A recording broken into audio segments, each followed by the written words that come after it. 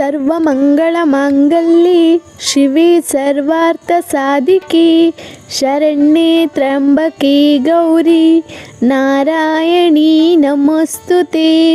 ಎಲ್ಲ ವೀಕ್ಷಕರಿಗೂ ವರಮಹಾಲಕ್ಷ್ಮಿ ಹಬ್ಬದ ಹಾರ್ದಿಕ ಶುಭಾಶಯಗಳು. ಶ್ರಾವಣ ಮಾಸದ ಶುಕ್ಲ ಪಕ್ಷದ ಶುಕ್ರವಾರ ಬಂತೆಂದರೆ ಸಾಕು, ಮನೆ ಮನಗಳಲ್ಲಿ ಲಕ್ಷ್ಮೀ ದೇವಿಯ ಕೃಪಾ ಕಟಾಕ್ಷದ ಸಂಭ್ರಮ. ಬೇಡಿದ ವರಗಳನ್ನು ಕರುಣಿಸುವ ಆ ತಾಯಿ ಮಹಾಲಕ್ಷ್ಮಿಯ ಕೃಪೆ ಎಲ್ಲರ ಮೇಲೂ ಇರುತ್ತದೆ.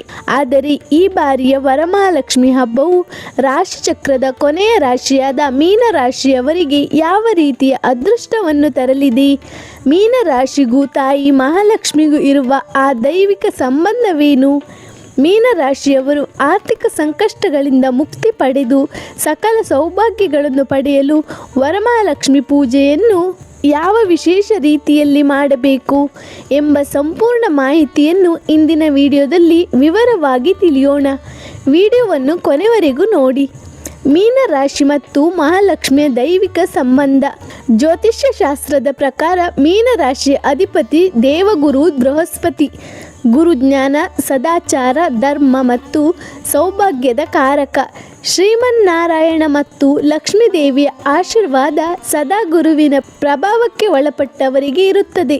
ಇನ್ನೊಂದು ಮುಖ್ಯವಾದ ವಿಷಯವೆಂದರೆ ಮೀನವು ಜಲತತ್ವದ ರಾಶಿ. ಪುರಾಣಗಳ ಪ್ರಕಾರ ಮಹಾಲಕ್ಷ್ಮಿಯು ಸಮುದ್ರದ ಮಂಥನದ ವೇಳೆ ಕ್ಷೀರಸಾಗರದಿಂದ ಅವತರಿಸಿದವಳು. ಹೀಗಾಗಿ ಜಲತತ್ವದ ಮೀನರಾಶಿಯವರಿಗೂ ಸಾಗರ ಪುತ್ರಿ ಮಹಾಲಕ್ಷ್ಮಿಗೂ ಅತ್ಯಂತ ನಿಕಟವಾದ ದೈವಿಕ ನಂಟಿದೆ. ಮೀನರಾಶಿಯವರು ಮನಸ್ಸಿನಲ್ಲಿ ಭಕ್ತಿ ಇಟ್ಟು ಕರೆದರೆ ಸಾಕು, ಮಹಾಲಕ್ಷ್ಮಿ ಅತ್ಯಂತ ಶೀಘ್ರವಾಗಿ ಒಲಿಯುತ್ತಾಳೆ ಎಂಬ ನಂಬಿಕೆ ಇದೆ. ಗುರು ಮತ್ತು ಲಕ್ಷ್ಮಿಯ ಈ ಸಂಯೋಗವು ನಿಮ್ಮ ಜೀವನದಲ್ಲಿ ಶ್ರೀಯೋಗ ಅಥವಾ ಲಕ್ಷ್ಮಿ ಕಟಾಕ್ಷವನ್ನು ತರಲು ಈ ಹಬ್ಬ ಅತ್ಯಂತ ಪ್ರಸಕ್ತವಾದ ಸಮಯ. ಮೀನರಾಶಿಯವರಿಗೆ ದೊರೆಯುವ ಅದೃಷ್ಟಗಳು ಹಾಗೂ ಶುಭ ಫಲಗಳು. ಈ ವರಮಹಾಲಕ್ಷ್ಮಿ ವ್ರತದ ಆಚರಣೆಯಿಂದ ಮೀನರಾಶಿಯವರ ಬದುಕಿನಲ್ಲಿ ಏನೆಲ್ಲ ಸಕಾರಾತ್ಮಕ ಬದಲಾವಣೆಗಳು ಬರಲಿವೆ ಎಂದು ನೋಡುವುದಾದರೆ, ಆರ್ಥಿಕ ಮುಗ್ಗಟ್ಟಿನಿಂದ ಮುಕ್ತಿ. ಕಳೆದ ಕೆಲ ದಿನಗಳಿಂದ ಅಥವಾ ತಿಂಗಳುಗಳಿಂದ ಹಣಕಾಸಿನ ವಿಚಾರದಲ್ಲಿ ತೊಂದರೆ ಅನುಭವಿಸುತ್ತಿದ್ದರೆ ಈ ಪೂಜೆಯ ನಂತರ ಆರ್ಥಿಕ ಸ್ಥಿರತೆ ಕಂಡುಬರಲಿದೆ. ಬರಬೇಕಾದ ಹಳೆಯ ಬಾಕಿ ಹಣ ಕೈ ಸೇರಲಿದೆ. ಉದ್ಯೋಗ ಮತ್ತು ವ್ಯಾಪಾರದಲ್ಲಿ ಪ್ರಗತಿ. ಉದ್ಯೋಗಸ್ಥರಿಗೆ ಹೊಸ ಜವಾಬ್ದಾರಿಗಳು, ಬಡ್ತಿ ಅಥವಾ ಇಷ್ಟಪಟ್ಟ ಸ್ಥಳಕ್ಕೆ ವರ್ಗಾವಣೆ ಸಿಗುವ ಸಾಧ್ಯತೆ ಇದೆ. ವ್ಯಾಪಾರಸ್ಥರಿಗೆ ಹೂಡಿಕೆಯಿಂದ ಉತ್ತಮ ಲಾಭ ಸಿಗುವ ಯೋಜನೆ ಇದೆ. ಮಾನಸಿಕ ನೆಮ್ಮದಿ ಮತ್ತು ಚಿಂತೆಗಳಿಂದ ಪರಿಹಾರ. ಮೀನರಾಶಿಯವರು ಸೂಕ್ಷ್ಮ ಮನಸ್ಸಿನಿಂದ ಮತ್ತು ಅತಿಯಾಗಿ ಯೋಚನೆ ಮಾಡುವ ಸ್ವಭಾವದವರು. ಮಹಾಲಕ್ಷ್ಮಿಯ ಆರಾಧನೆಯು ನಿಮ್ಮ ಮನಸ್ಸಿಗೆ ದೃಢತೆ, ಶಾಂತಿ ಮತ್ತು ಹೊಸ ಉತ್ಸಾಹವನ್ನು ನೀಡುತ್ತದೆ. ಕುಟುಂಬ ಸೌಖ್ಯ ಮತ್ತು ಕಲ್ಯಾಣ ಭಾಗ್ಯ. ಅವಿವಾಹಿತರಿಗೆ ವಿವಾಹ ಯೋಗ ಕೂಡಿ ಬರಲಿದೆ. ದಾಂಪತ್ಯದಲ್ಲಿ ಅನ್ಯೋನ್ಯತೆ ಹೆಚ್ಚಲಿದ್ದು ಸಂತಾನದ ನಿರೀಕ್ಷೆಯಲ್ಲಿರುವ ದಂಪತಿಗಳಿಗೆ ಶುಭ ಫಲಗಳು ದೊರೆಯಲಿದೆ. ಮೀನರಾಶಿಯವರಿಗಾಗಿ ವಿಶೇಷ ವರಮಹಾಲಕ್ಷ್ಮಿ ಪೂಜಾ ವಿಧಾನ. ಮೀನರಾಶಿಯವರು ಈ ವ್ರತವನ್ನು ಮಾಡುವಾಗ ಕೆಲವು ವಿಶೇಷ ನಿಯಮಗಳನ್ನು ಪಾಲಿಸಿದರೆ ಪೂಜೆ ಫಲ ದುಪ್ಪಟ್ಟಾಗುತ್ತದೆ. ಬಣ್ಣದ ಆಯ್ಕೆ. ಮೀನರಾಶಿಗೆ ಅತ್ಯಂತ ಪ್ರಿಯವಾದ ಮತ್ತು ಶುಭ ತರುವ ಬಣ್ಣ ಹಳದಿ ಹಾಗೂ ಬಂಗಾರದ ಬಣ್ಣ. ಆದ್ದರಿಂದ ಕಳಶಕ್ಕೆ ಹಳದಿ ಸೀರೆಯನ್ನು ಉಡಿಸಿ ಪೂಜೆ ಮಾಡುವಾಗ ಹೆಣ್ಣು ಮಕ್ಕಳು ಹಳದಿ, ತಿಳಿ ಕೇಸರಿ ಅಥವಾ ಗುಲಾಬಿ ಬಣ್ಣದ ವಸ್ತ್ರ ಧರಿಸುವುದು ಶ್ರೇಷ್ಠ. ಕಳಶ ಸ್ಥಾಪನೆ.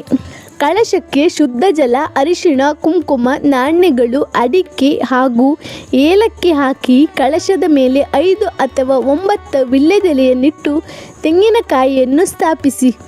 ವಿಶೇಷ ಅರ್ಪಣೆ. ಮಹಾಲಕ್ಷ್ಮಿಗೆ ಹಳದಿ ಸೇವಂತಿಗೆ, ಕಮಲ ಹೂವು ಅಥವಾ ಮಲ್ಲಿಗೆಯನ್ನು ಅರ್ಪಿಸಿ. ಗುರುವಾರ ಮತ್ತು ಶುಕ್ರವಾರ ಪ್ರೀತ್ಯರ್ಥವಾಗಿ ತುಳಸಿ ದಳದಿಂದ ಅರ್ಚನೆ ಮಾಡಿ. ನೈವೇದ್ಯ. ದೇವಿಗೆ ಕಡಲೆಬೇಳೆ ಪಾಯಸ, ಕೇಸರಿ ಬಾತ್ ಅಥವಾ ಬೆಲ್ಲದಿಂದ ಮಾಡಿದ ಪೊಂಗಲ್ ಅರ್ಪಿಸಿ. ಜೊತೆಗೆ ಒಣ ದ್ರಾಕ್ಷಿ, ಗೋಡಂಬಿ, ಬಾದಾಮಿಯಂತಹ ಒಣ ಹಣ್ಣುಗಳನ್ನು ಇಡಿ. ಮಂತ್ರ ಪಠಣ. ಪೂಜೆಯ ಸಮಯದಲ್ಲಿ ಈ ಕೆಳಗಿನ ಮಂತ್ರಗಳನ್ನು ಕನಿಷ್ಠ 108 ಬಾರಿ ಜಪಿಸಿ.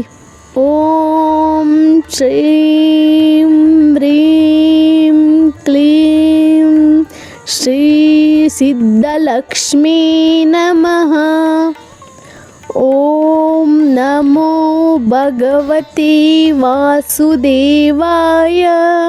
ಕನಕದಾರ ಸ್ತೋತ್ರ ಅಥವಾ ಶ್ರೀ ಸೂಕ್ತವನ್ನು ಶ್ರದ್ಧೆಯಿಂದ ಪಠಿಸಿ ಅಥವಾ ಮನೆಯಲ್ಲಿ ಧ್ವನಿಮುದ್ರಿಕೆಯನ್ನು ಹಾಕಿ. ಉಪಸಂಹಾರ ಮತ್ತು ಮುತ್ತೈದೆಯರ ಆಶೀರ್ವಾದ. ಪೂಜೆಯ ನಂತರ 9 ಗಂಟುಗಳ ರಕ್ಷಸೂತ್ರವನ್ನು ಬಲಗೈಗೆ ಕಟ್ಟಿಕೊಳ್ಳಿ. ಸಾಯಂಕಾಲದ ಸಮಯದಲ್ಲಿ ಸುಮಂಗಲಿಯರನ್ನು ಮನೆಗೆ ಕರೆದು ಅರಿಶಿಣ ಕುಂಕುಮ ನೀಡಿ.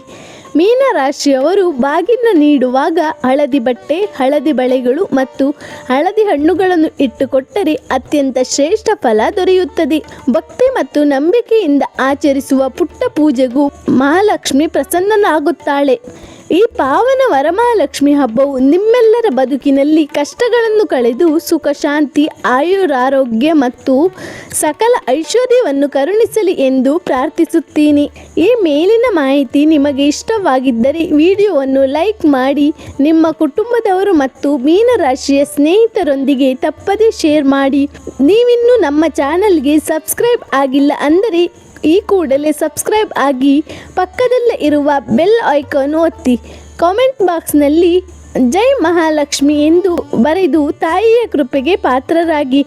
ಮತ್ತೊಮ್ಮೆ ಎಲ್ಲರಿಗೂ ವರಮಹಾಲಕ್ಷ್ಮಿ ಹಬ್ಬದ ಶುಭಾಶಯಗಳು. ಧನ್ಯವಾದಗಳು.